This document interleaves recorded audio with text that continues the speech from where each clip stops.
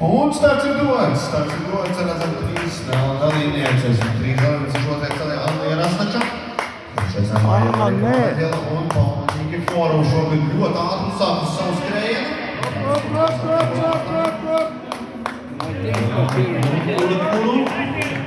Šobrīd redzam, vēl nekas nav skaidrs. Paliek kaut kā nedaudz izskās saules uz kaut kādu pārtādību pārstāvi. Paula Nikiforova. Redzi, noplīsa. Noplīsa.